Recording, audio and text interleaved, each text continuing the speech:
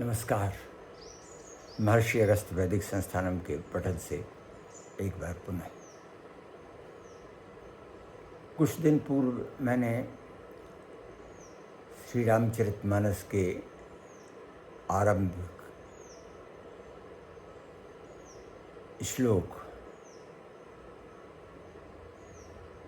वंदे वाणी विनायकम के संबंध में जो वीर सिंहावलोकन भाष्य की पांडुलिपि मुझे प्राप्त हुई है,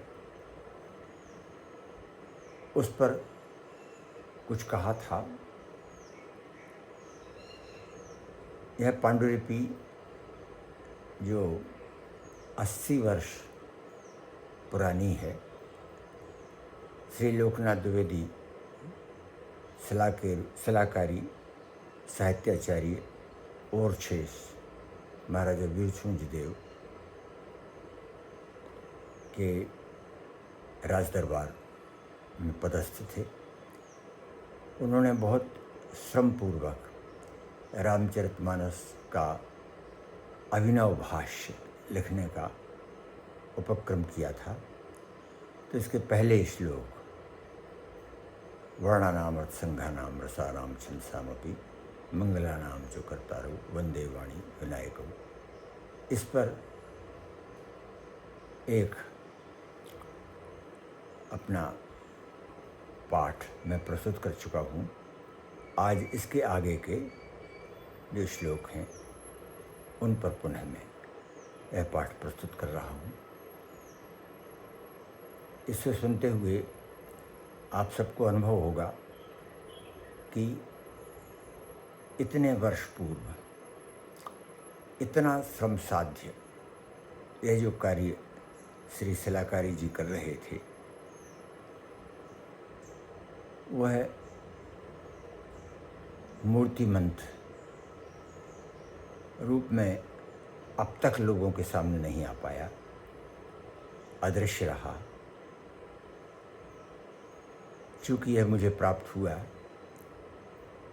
तो मुझे भगवान की ही प्रेरणा, भगवान का ही आदेश, श्री राम प्रभु की ही आज्ञा समझ आती है कि मैं इसे उन तक पहुंचाऊं जो इस दिशा में सन्नद्ध हैं और समर्पित भी। तो मैं आरंभ करता हूं।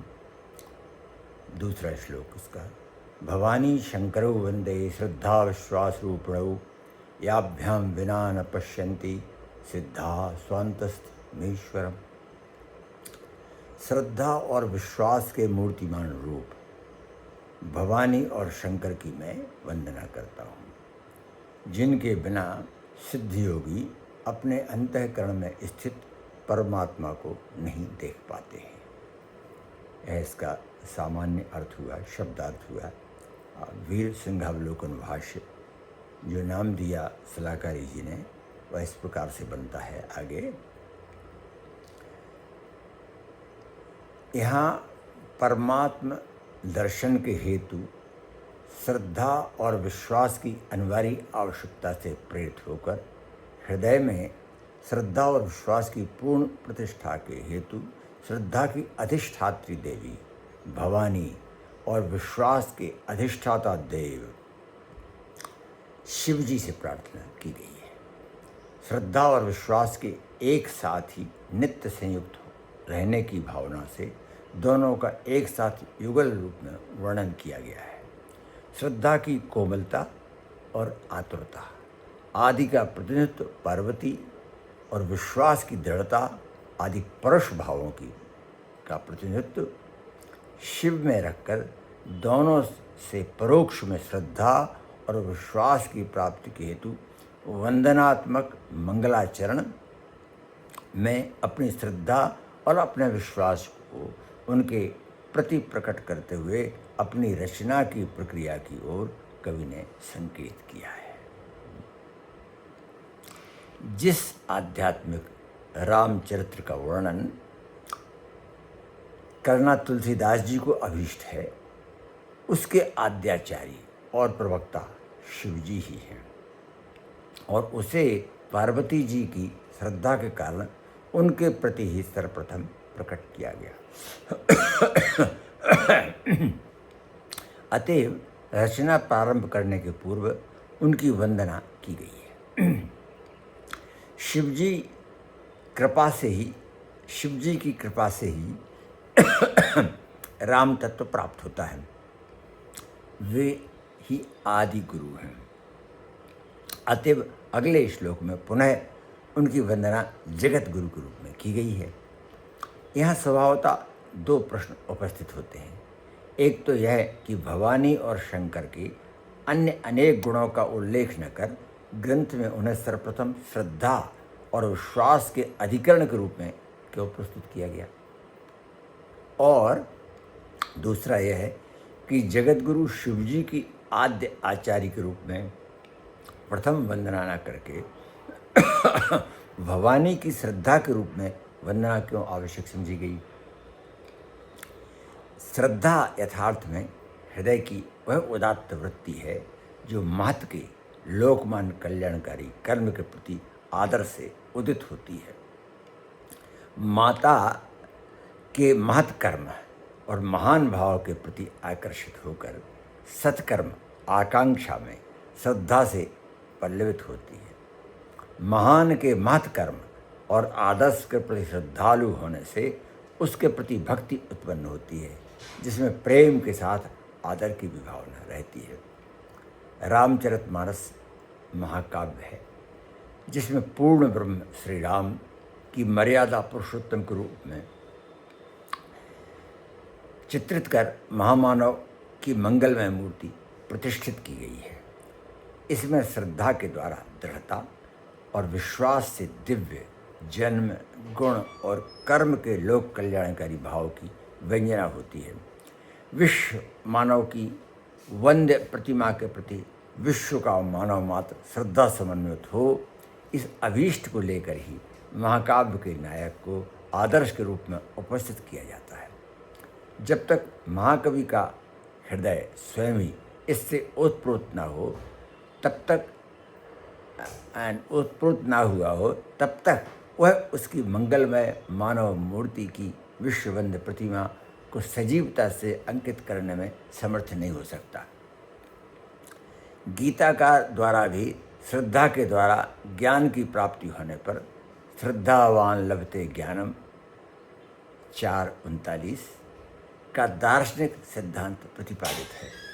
महत् कार्यों के प्रति श्रद्धा के भाव के अतिरिक्त उसे श्रद्धा के अवलंब महत् गुणों और महत् कर्मों पर जब तक अनुराग और आसक्ति नहीं होती, तब तक श्रद्धा का भाव भी पूर्ण सफलता नहीं दे सकता। श्रद्धा के साथ ज्ञेय के ज्ञान और उस पर विश्वासपूर्वक कर्म योगानुसारिणी प्रवृत्ति मार्ग की भक्ति से उन गुणों और कर्मों को धारण करके यथार्थ भक्ति के रूप में प्रकटित करना ही मंगलमय कार्य है। श्रद्धा के इस विशुद्ध रूप में पूर्ण कामना करके श्रद्धा की अधिष्ठात्री देवी भवानी की वंदना सब मिलाकर बड़ी ही समीचीन है। भवानी में श्रद्धा की पूर्णता है। उन्होंने श्रद्धा से तपस्या द्वारा शिव को प्राप्त किया था। रामचरित विषयक श्रद्धा जिसकी कवि की कामना है, उनमें परिपूर्णता को प्राप्त है और उन्हीं का अवलंब लेकर रामचरित की शिवमुख से प्रसूति हुई है। उनके विषय में आगे चलकर तुलसीदास जी ने स्वयं स्पष्ट रूप से लिखा है, जिसमें रामचरित विषयक श्रद्धा और अनुराग की पराकाष्ठा दिखलाई गई है।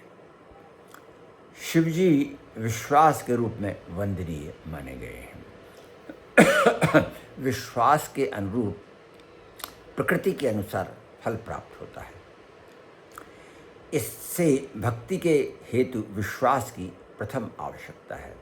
तुलसीदास जी कहते हैं, बिनु विश्वास भगति नहीं, तहीं बिन द्रवहि नराम। 7:90। प्रहलाद के विश्वास ने ही खंभे से भगवान को प्रकट किया था। विश्वास में सफलता और दृढ़ता की स्थापना हेतु महादेव शिव जी की वंदना यहाँ बड़ी ही समीचीन है। शिव जी के विषय में आगे चलकर लिखा गया है कि उन्हें श्री राम के ज्ञेय रूप का निर्भ्रांत ज्ञान था और इसी से उनका श्री राम में अटल विश्वास था। लिखा है, नाम प्रभाव जान शिव नीको, कालकूट फल दीन अमी को। 1:19। इसी से विश्वास के रूप में उनकी वंदना की गई है। तुलसीदास का सिद्धांत है कि विश्वास के बिना सिद्धि प्राप्त नहीं हो सकती। कवनु सिद्धि की बिन विश्वासा 7:90। इस अनुष्टुप छंद की भाषा सुगठित है और उसमें क्रम का ठीक ठीक निर्वाह हुआ है। जिस क्रम से भवानी शंकर आदि रखा है उसी क्रम से श्रद्धा विश्वास रूप में उसका निर्वाह किया है। प्रसाद गुणों के साथ साथ इसमें पद मैत्री और अर्थ व्याप्ति के साथ उपमेय और उपमान के समत्व गुण के निर्वाह के साथ भाषा का स्वाभाविक प्रवाह है।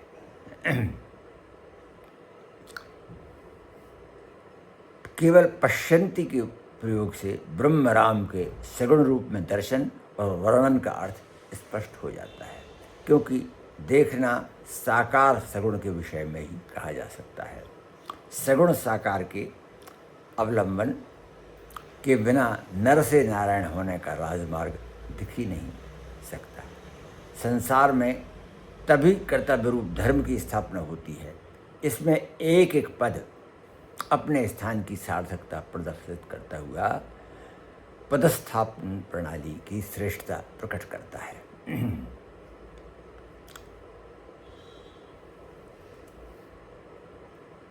शिव और पार्वती तथा श्रद्धा और विश्वास में उपमेय और उपमान की संबंध की स्थापना की गई है।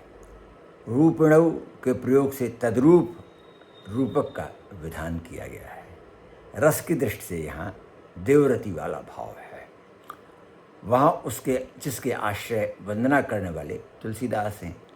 इस देवरति के संचारी भाव के आलम्बन विभाव भवानी शंकर हैं, जिनकी कृपा से राम तत्व का यथार्थ दर्शन होता है।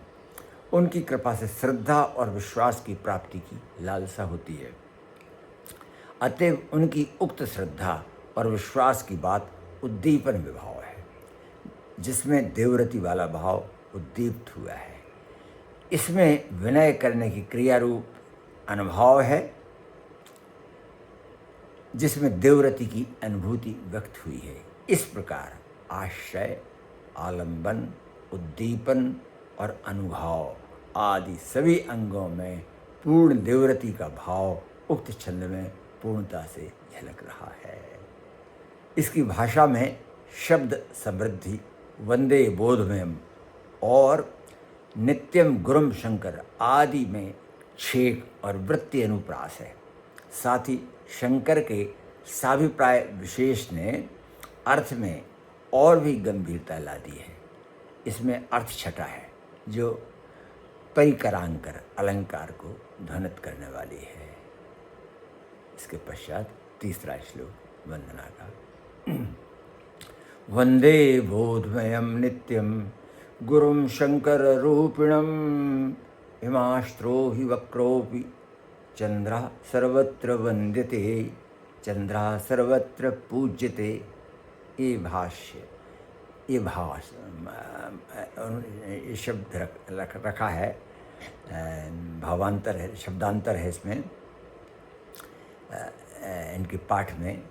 उस समय उनके सामने ही रहा होगा। बाद में हम मानते हैं गीता प्रेस गोरखपुर ने जो मानकीकरण किया है तो उसे हम सामान्यतः चला करते हैं, लेकिन ये पाठ भेद तो हो सकता है। मैं नित्य ज्ञानमय नित्य गुरु रूप शंकर की वंदना करता हूँ, जिनके आश्रित होते ही वक्र चंद्रमा भी सर्वत्र पूज्य हो जाता है। नित्य तत्व का परमात्म तत्व बोध कराने वाले योगियों के अधीश्वर महादेव शंकर हैं, जो कृपामय और वरदाता है। उनकी शरण में जाते ही वक्र भी वंदनीय हो जाते हैं। शाप से वक्र हुआ निंद्य चंद्रमा जब शंकर जी के शरणापन्न हुआ तब उसके कलंक और श्राप की बात तो भला ही दी गई। वह शंकर जी के भाल पर सुशोभित होकर विश्ववंद बन गया। ऐसे वरदाई और गुरु ज्ञानी ने ही उस राम भक्ति के रूप को पार्वती का ध्येय बना संसार के उद्धार हेतु सर्वप्रथम रामचरितमानस के रूप में प्रस्तुत किया, जो नित्य ज्ञान का अक्षय भंडार है और शिव परंपरा से तुलसीदास जी को प्राप्त हुआ। अतएव आदर्श राम भक्ति की स्थापना का मार्ग शिवोपदिष्ट होने से यहाँ उनकी गुरु विशेष वंदना की गई है। ज्ञानमय नित्य गुरुत्व और वंदनीयता की प्राप्ति हेतु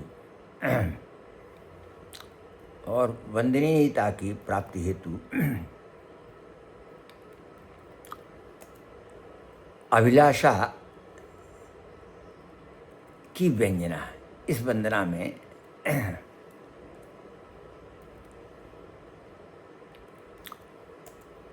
वंदना में अलंकार ध्वनि की विशेषता है।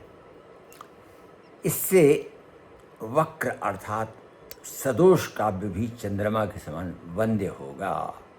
इस हेतु से कल्याणमय शिव की विशेष वंदना की गई है। गोसाई जी ने शिवांश से उत्पन्न मारुति जी को ही अपना गुरु माना है और उन्हीं के द्वारा राम भक्ति की प्राप्ति होने से शंकर में गुरु की पूर्णता स्थापित की है। अनादि गुरु तत्व और अनादि ज्ञान के नित्य संबंध से यह गुरु वंदना के साथ साथ गुरु में नित्य ज्ञान की योग्यता और पहुँच की ओर संकेत किया गया है। जिसमें नित्य ज्ञान की प्राप्ति ही न हो वह गुरु कैसा? वह नित्य का बोध तो तभी दे सकता है जब उसे स्वयं नित्य ज्ञान की कल्याण में विश्वात्मा की प्रतीति हुई हो। ऐसा पूर्ण ज्ञान तो परम गुरु भगवान शंकर ही दे सकते हैं, जिन्होंने नर में नारायण के दर्शन कर मंगलमय मानस शास्त्र प्रदान किया।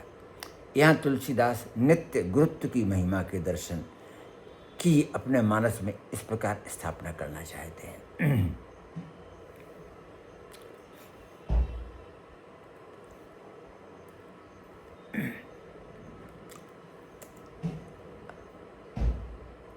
इसी भाव से उन्होंने कल्याणकर गुरु शंकर की वंदना की है। इस श्लोक का छंद भी अनुष्ठुप ही है तथा इसकी भाषा गंभीर, नपीतुली, प्रवाहमयी और हृदयहारी है। इसकी आनुप्रासिक शब्द समृद्धि में प्रांजलता है। इसमें उल्लास अलंकार की छटा देखी जा सकती है, जिसके संबंध में रस गंगाधर और पंडितराज जगन्नाथ के अनुसार कहा गया है कि अन्य के गुणदोष मूलक, अन्य के गुणदोष का आधान उल्लास है। अन्य के गुणदोष मूलक, अन्य का आधान उल्लास है। यहाँ शंकर जी की पूजनीयता के गुण का आरोप अन्य में होने से उल्लास अलंकार स्पष्ट है। वाह।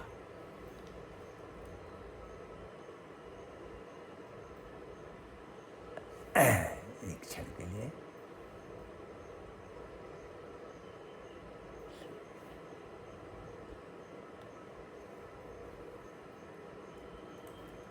अब हम लेते हैं अगले श्लोक को, चौथे श्लोक को।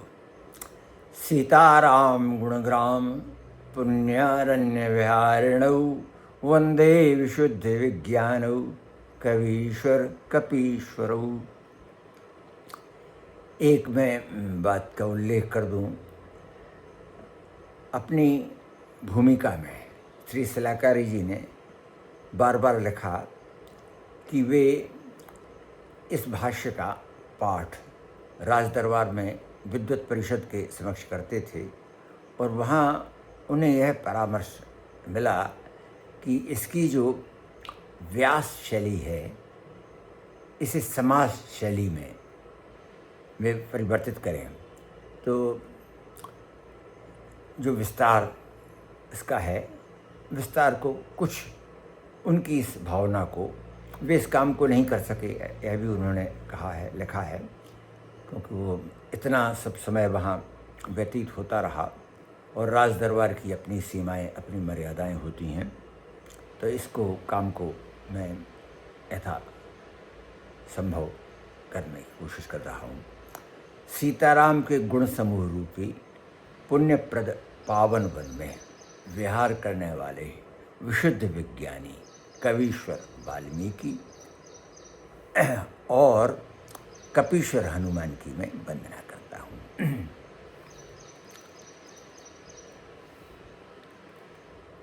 भाष्य। यह श्री सीता और श्री राम के गुणों के संग को पावन बनाकर उसमें विहार कर आनंद प्राप्त करने वाले वाल्मीकि और हनुमान जी को विशुद्ध विज्ञानी मानकर उनसे श्री सीताराम के गुणग्राम में आनंदमयता की प्राप्ति के साथ साथ विशुद्ध विज्ञान प्राप्ति की भी अपकट अभिलाषा व्यक्त करते हुए वंदना की गई है। वाल्मीकि मुनि विरक्त और अरण्य विहारी हैं। उनके हेतु श्री सीताराम गुणग्राम को पुण्यारण्य बड़ा ही समीचीन रूप दिया गया है, जिसमें वे विहार करते हैं।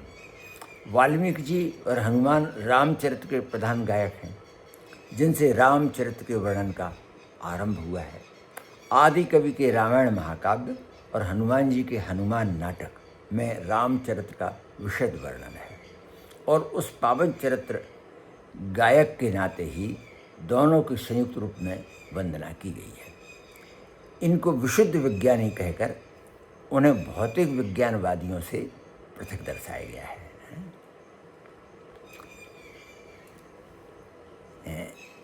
साथ ही उन्हें अन्यान्य विज्ञानियों के समान काम क्रोध आदि से रहित भी प्रकट किया गया है, क्योंकि तुलसीदास जी तो लिखते हैं, तात तीन अति प्रबल खल काम क्रोध अरु लोभ मुनि विज्ञान धाम घन करही निमिष में क्षोभ, करही निमिष में क्षोभ। ये 3:38 कहा। इसके अतिरिक्त विज्ञानी निर्गुण ब्रह्म का वैज्ञानिक बोध कराने वाला भी है। इसके अतिरिक्त विज्ञानी निर्गुण ब्रह्म का वैज्ञानिक बोध कराने वाला भी है। स्वयं तुलसीदास जी ने मानस में इसका प्रयोग इसी अर्थ में किया है। ब्रह्म ज्ञान रत मुनि विज्ञानी मोह परम अधिकारी जानी लागे कर्ण ब्रह्म उपदेशा अज अद्वैत अगुण हृदय सा। उत्तरकांड 1:110।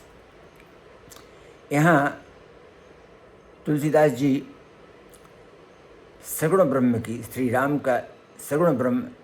राम का चरित गायन करना चाहते हैं।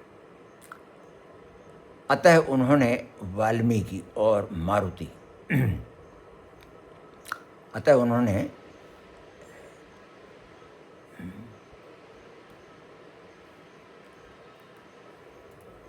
वाल्मीकि और मारुति को विशुद्ध विज्ञानी माना है। यह विशुद्ध विज्ञानी से तात्पर्य यथार्थ तत्व ज्ञानी से है।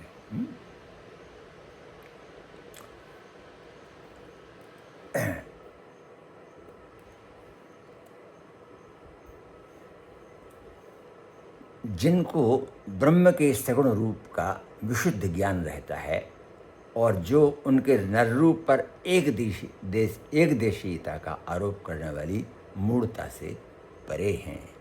इनके विषय में ही गीता में कहा गया है, मूढ़ोऽयं नाभिजानाति लोको माम अजमव्ययम्। 7:25 में जो मूढ़ हैं वे अव्यय ब्रह्म भगवान श्री कृष्ण को नहीं पहचान पाते हैं। मूढ़जन मुझ परमात्मा को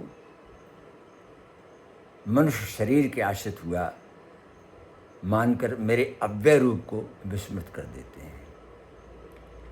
इस श्लोक का छंद भी अनुष्टुपी है। इसमें सीताराम, गुणग्राम, विशुद्ध विज्ञान और कवीश्वर, कपीश्वर तथा पुण्य अरण्य में शब्द समृद्धि देखते ही बनती है। इसी के साथ पद मैत्री और प्रवाह में प्रसाद की भी पूर्णता है।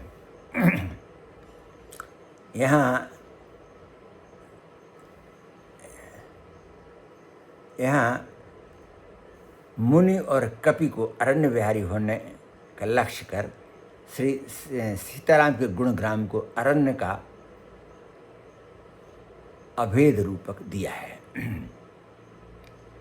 अरण्य का जो अभेद रूपक दिया है उसमें अन्य अरण्य से पुण्य की अधिकता का वर्णन किया गया है।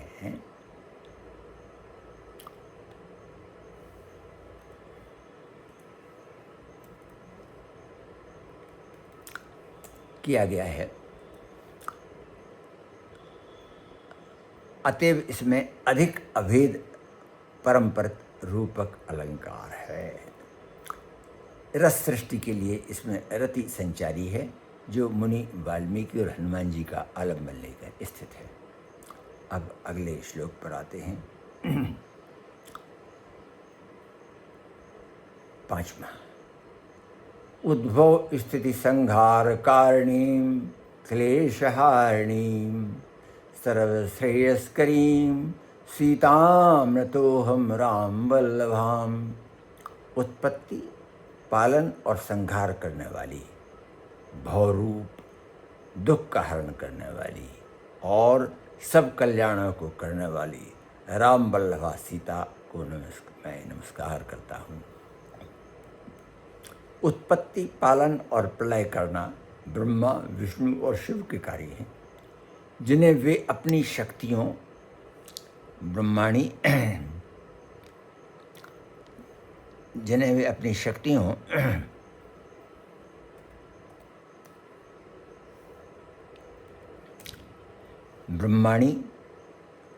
लक्ष्मी और उमा के द्वारा संपादित करते हैं। आदि शक्ति श्री सीता जी में इन तीनों की समष्टि दिखलाकर उन्हें त्रिदेव और उनकी और शक्तियों को आदि कारण के रूप में वंदनीय कहा गया है।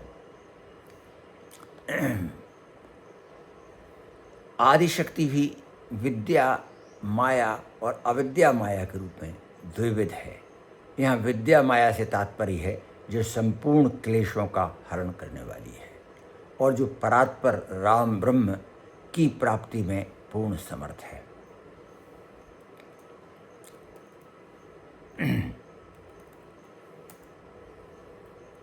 क्योंकि वह राम वल्लभा है। श्री राम की वे अनंत प्रिया हैं। उपनिषदों में जैसे ब्रह्म विद्या या पराभक्ति वर्णित किया गया है, उस विद्या की वे स्वयं मूर्ति हैं। विद्या अमृतमश्नुते ईशावास्य उपनिषद यजुर्वेद 40:14 में इन्हीं का वर्णन प्राप्त होता है।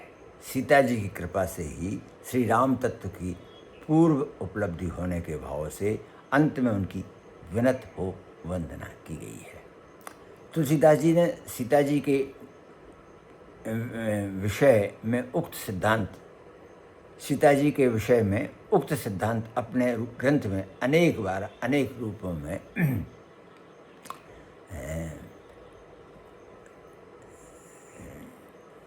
व्यक्त किया है।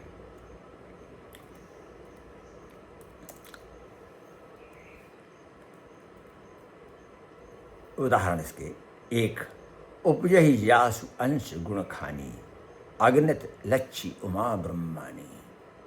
बालखंड 2:147। श्रुति सेतु पालक राम तुम जगदीश माया जानकी जो सृजति जग पालति हरति रुख पाए कृपा निधान की। अयोध्या 2:126। और जनक सता जग जननी जानकी अतिशय प्रिय करुणा निधान की जाकी कृपा कटाक्ष सुर चाहत चितवन सोए राम पदार विंद रत करति स्वभाव ही खोए। उत्तरकांड का है। यह श्लोक भी अनुश्रुत छंदमयी है। इसकी भाषा शब्द समृद्धि से युक्त, प्रसाद गुण संपृक्त, नियमित प्रवाहमयी है, जिसमें प्रसाद के साथ माधुरी और पदमैत्री के साथ गांधीर्य का समीचीन योग है। इसमें उल्लेख अलंकार की स्थापना बड़े ही सुंदर और स्पष्ट रूप में हुई है, जिसमें एक सीता का अनेक प्रकार से विभिन्न गुणों से युक्त, एक सीता को अनेक प्रकार से विभिन्न गुणों से युक्त बताया गया है। एक ही सीता उत्पत्ति कारिणी, पालन कर्त्री और संहार कारिणी है, क्लेश हारिणी और सर्वश्रेयस करने वाली है। रस की दृष्टि से इसमें देवरति वाला संचारी भाव है। राम वल्लभा सीता का आलंबन विभाव है और उनकी क्लेश हारिणी और सर्वश्रेय कारिणी प्रवृत्तियाँ उद्दीपन विभाव तथा नत होने की क्रिया अनुभाव है। इस प्रकार आलंबन, उद्दीपन और अनुभाव से युक्त रति भाव की पूर्ण प्रतिष्ठा है। श्री राम तापनीयोपनिषद में श्री सीता जी का यही रूप निम्न पंक्तियों में प्रकट किया गया है। श्री राम शांति ध्यवसाय जध्यवसाज जगदानंददायिनी उत्पत्ति स्थिति संहार कारिणी सर्वदेहिनाम यन्मायावशवर्ति विश्वमखिलम ब्रह्मादिदेवासुराः यत्सत्त्वादमृषैव भाति सकलम रज्जौ थाय ब्रह्मा। अब हम अगले श्लोक पर पहुंच रहे हैं, भगवान श्री राम से संबंधित 6वें श्लोक पर।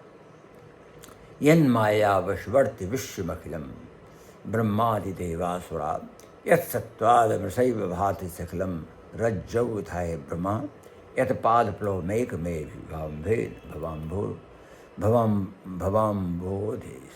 भवाम्भोधिर्षावतां वंदेहम तम शेष कारण परम रामाख्यमीशम हरिम।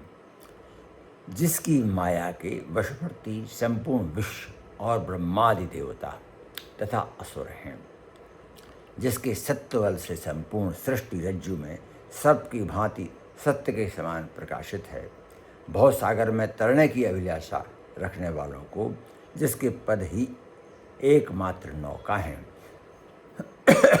उस संपूर्ण कारणों से परे राम नामधारी हरि की मैं वंदना करता हूँ। इसमें तुलसीदास ने अपने इष्ट श्री राम की वंदना उनके महात्मा और रूप को लेकर की है। इस श्लोक और यह मत नहीं, अभी आगे आकर के इसका वो आएगा। इसमें तुलसीदास ने अपने इष्ट श्री राम की वंदना उनके महात्मा और रूप को लेकर की है। पहले यह कहा गया है कि अखिल विश्व तथा ब्रह्म आदि देवता और असुर जिसकी माया के वशवर्ती हैं, इसी सिद्धांत को बंध मोक्ष प्रद सर्व पर माया प्रेरक शिव आरण्य 2:15 में कहा गया है। उसकी आदि शक्ति जिस माया ने अखिल विश्व को ब्रह्मादि देवता और असुरों को भी नचाने का कौतुक खिला है, वह माया स्वयं उस ब्रह्म की वशवर्तनी नहीं है, वह भी उसके संकेत पर नाचती है, जिसकी सत्ता से जगत के नानात्व में नाम रूपात्मक अनेकता सृष्टि में सत्य की प्रतीति होती है। यहाँ स्मरण रहे कि सृष्टि को तुलसीदास परमात्मा की सगुण साकार अभिव्यक्ति की झांकी मानते हैं, परंतु जगत के नानात्व में ईश्वर के एकत्व का भाव न रहने पर भय होता है। इस जन्म मरण के संसार से पार जाने को, कष्ट शोक में संसार के दुखों से छूट शाश्वत आनंद पाने की लालसा रखने वालों को उस एक के चरण कमल की ही एकमात्र नौका है। चरण से यहाँ सगुण साकार रूप की अभिव्यक्ति स्पष्ट रूप में हो जाती है। उस परमात्मा की सत्ता में स्थित यह संसार उस सत्य के संयोग से सत्य प्रतीत होता है, परंतु अनेकत्व में सत्य की प्रतीति भ्रांति मूलक है। सत्य एक है, नेह नानास्ति किंचन।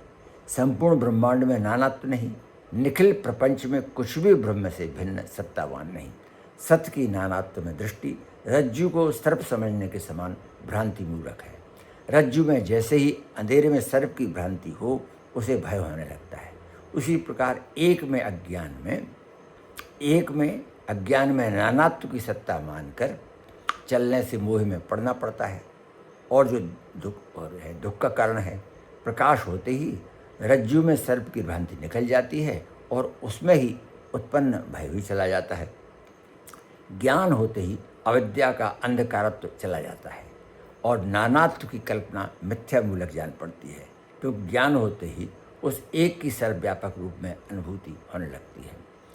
यह ज्ञान उसके शरणापन्न होने पर उसके एक सर्वव्यापक परमात्मा रूप में दर्शन होने लगते हैं।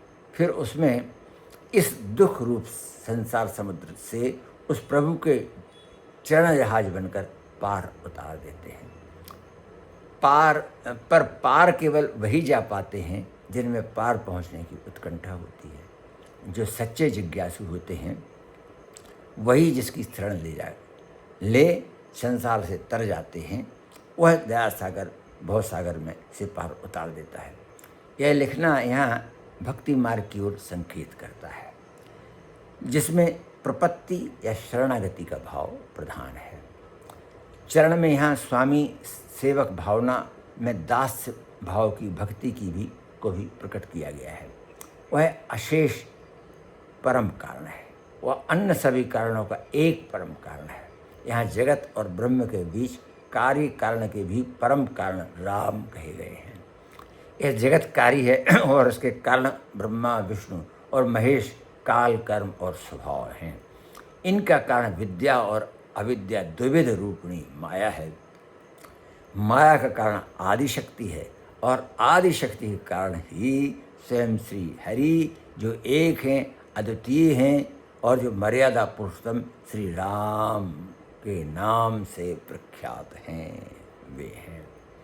यहाँ तुलसीदास जी ने श्री राम को कर्मकांड, ज्ञानकांड और भक्ति कांड तीनों में एकमात्र वेद्य और वंद्य कहा है। इस लोक और परलोक के आनंद की कामना से संसार की यज्ञ रूप धर्मानुष्ठान में प्रवृत्त होना इन मायावशवर्ती में व्यक्त किया गया है, जो उन कर्मों के फल प्रदाता हैं। रज्जौ है भ्रमा में ज्ञान कांड है, जो सर्वम खलविदम ब्रह्म के दर्शन सिद्धांतों में माननीय है। भक्ति मार्ग के रूप में इसमें यथपाद प्लव मेघ में भी स्पष्ट रूप से भक्ति को उसके सगुण भाव को साकार रूप में प्रकट करने की अभिव्यक्ति है।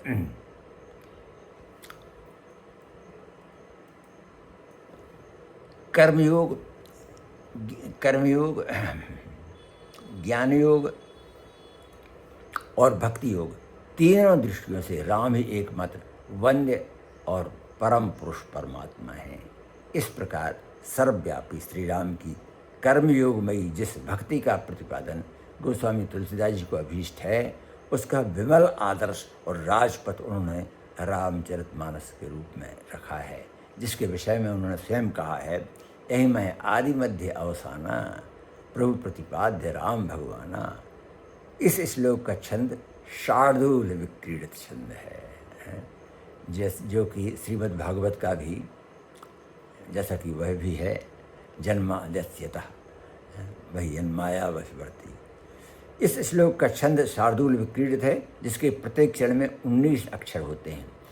इसके प्रत्येक चरण में मगण, सगण, जगण, सगण, तगण, तगण का क्रम रहता है। इसकी भाषा प्रवाहमयी और प्रसादपूर्ण है, जो गंभीर अर्थ को प्रकट करने में समर्थ है। इसमें पदस्थापन भी प्रशंसनीय है। इसके पूर्वार्ध में दुष्ट आंदोलन की ओर अभेद रूपक की पूर्ण स्थापना होती है। पूर्वार्ध में अभेद रूपक की पूर्ण स्थापना होती है।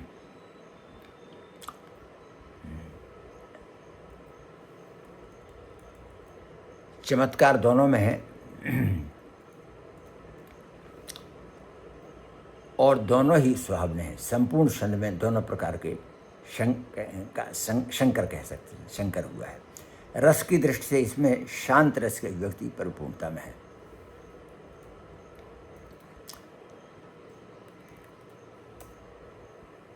स्थायी भाव निर्वेद है, जो संसार के नानात्व के मिथ्यात्व और परम कारण परमात्मा की महिमा के यथार्थ बोध से स्थायित्व ग्रहण करके तुलसीदास के हृदय में रसोत्पत्ति पर्यंत स्थायी रूप से ठहरता है।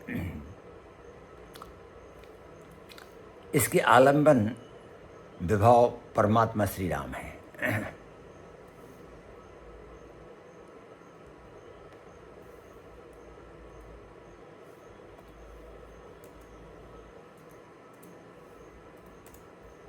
परमात्मा श्री राम हैं। इसके उद्दीपन विभव संसार के मिथ्यात्व और बंधन देने वाले माया की प्रबलता है, जिसके वशवर्ती ब्रह्मादि देव और असुर आदि सभी हैं, जिसके भय से निवृत्ति के हेतु परमात्मा की शरण चाहिए गई है। अनुभाव परमात्मा देव के शरणापन्न हो उनकी वंदना करना है, जो भवसागर के पोत हैं।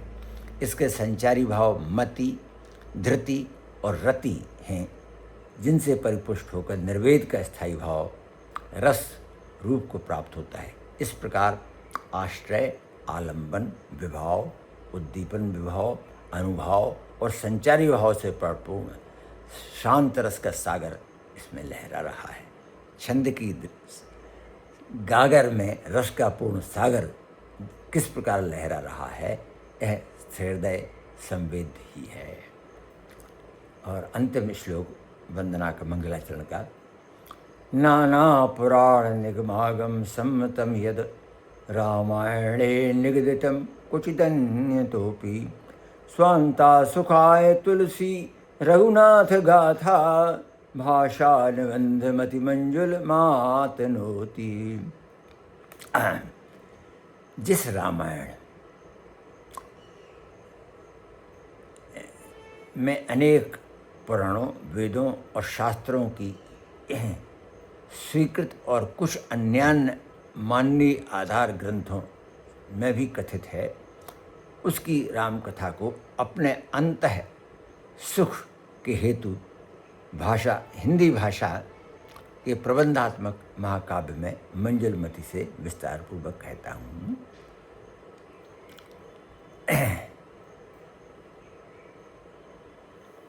इस रामायण में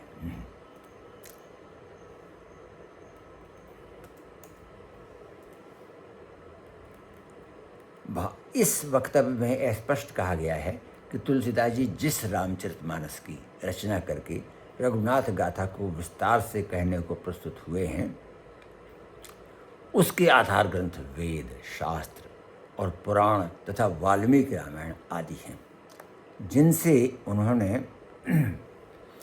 उन्होंने राम तत्व के निरूपण के हेतु शास्त्र सिद्धांतों का चयन किया है। इसके साथ ही साधुमत, संतमत, गुरुसम्मत और स्वानुभव से प्राप्त सामग्री का भी इसमें यथास्थान प्रयोग किया है। अन्यान्य काव्य ग्रंथ रघुवंश आदि और प्रसन्न राघव, हनुमान नाटक आदि का भी आधार लिया है। इसी सब को उन्होंने कुचिदन्यतोपि में व्यक्त किया है। इस रचना का हेतु तुलसीदास ने स्वान्ता सुखाय कहकर व्यक्त किया है। स्व से यहाँ केवल तुलसीदास के अपने हृदय से तात्पर्य नहीं है, जैसा कि सभी टीकाकारों ने लिखा है। स्व और अंतः सुखाय दोनों ही यहाँ विशेष अर्थ में प्रयुक्त हुए हैं। स्व से तात्पर्य स्वस्वरूप से है और तुलसीदास के स्व के अतिरिक्त संपूर्ण विश्व के जिज्ञासु भक्तों के स्व को प्रकट करने वाला यह पद है। तात्पर्य यह है कि संपूर्ण विश्व के स्व के आनंद के हेतु की गई यह रचना है।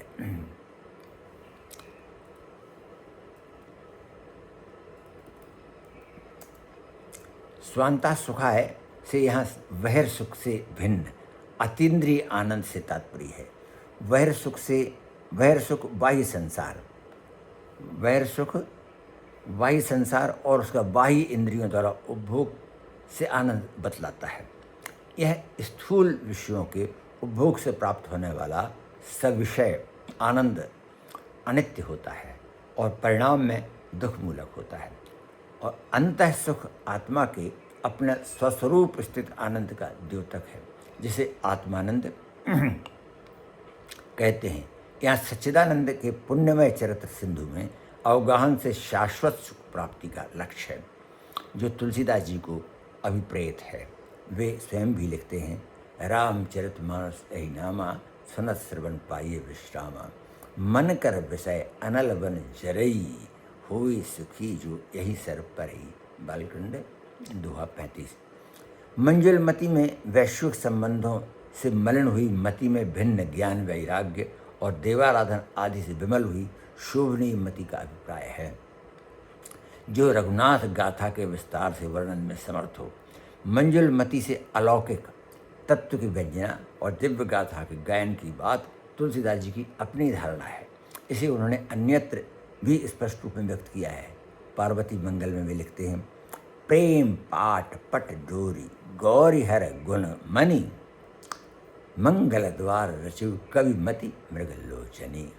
रामचरितमानस भी उन्होंने कहा है, सुमति भूमि थल हृदय अगाधु, वेद पुराण उदधि घन साधु, बरस ही राम सुजस बर बारी, मधुर मनोहर मंगलकारी। बालकांड 1:36। यहाँ मति को भूमि कहकर वेद पुराण समुद्र कहे गए हैं, जिनसे परमात्मा श्री राम के यश रूपी जल को लेकर घन रूपी साधु वर्षाया करते हैं, मंगलकारी होते हैं। मति में शास्त्रादि के विचार से जो तात्विक निर्णय किया जाता है उसे मति कहते हैं। मति 33 संचारी भावों में से एक भाव है, जो शांत रस का अंग बनकर व्यवहार में प्रकट होता है। मति से तात्पर्य सात्विक बुद्धि से भी है। यहाँ तुलसीदास जी ने भाषाबद्ध करने का मत प्रकट किया है। तुलसीदास ने तात्कालिक सार्वदेशिक भाषा को देश भाषा के नाम से व्यक्त किया है, जो अपभ्रंश से के परिवर्तित रूपों के सार्वदेशिक रूप में उत्तरी भारत में के बहुत बड़े भूभाग में फैली थी। देश भाषा ही संक्षेप में प्राकृत का अपभ्रंश थी। इसके अवधि ब्रज बुंदेली राजस्थानी, मैथिली आदि अनेक प्रांतीय रूपों के सुविस्तृत क्षेत्र में शिक्षित समुदाय की एक सामान्य भाषा के रूप में ग्रहण किया जाता था।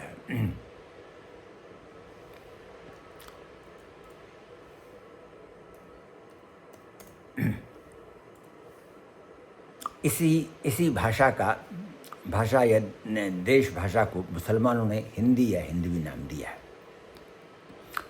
जायसी ने अरबी और फारसी के साथ हिंदी में को मुसलमान और फारसी के साथ हिंदी को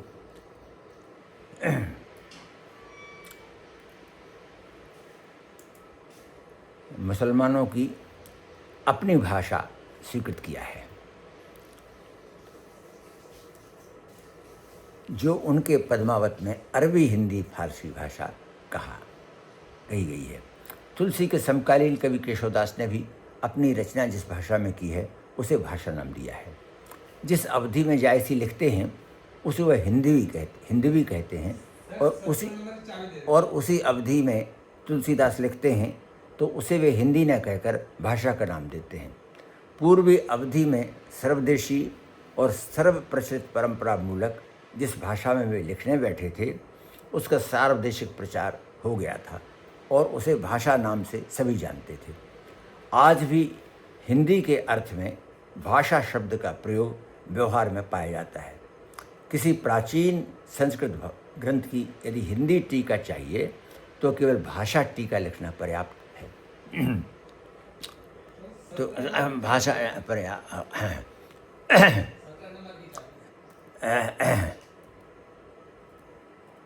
पर्याप्त है।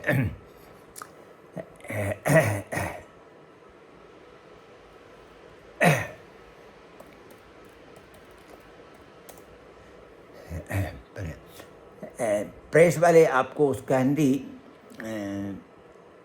अनुवाद भेज देंगे। भाषा से ग्रंथकार को देश मान्य व्यापक रूप में प्रस्फुटित अवधि का सुसंस्कृत स्वरूप संस्कृत गर्भित वेश में अभिप्रेत है। यह बड़ी उच्च कोटि की है। स्थल स्थल पर ग्रंथ में उसका वैभव निखर रहा है।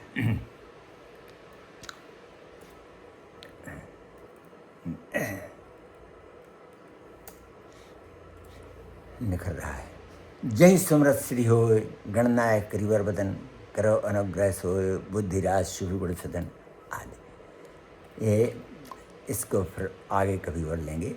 आज इस प्रकार से श्लोकों का जो 7 श्लोक हैं आरंभ के, उन पर चर्चा संपन्न होती है। आप सब लोगों ने श्रवण किया, श्रवण करेंगे, इस आशा से सबको बहुत बहुत धन्यवाद, प्रणाम करता हूँ।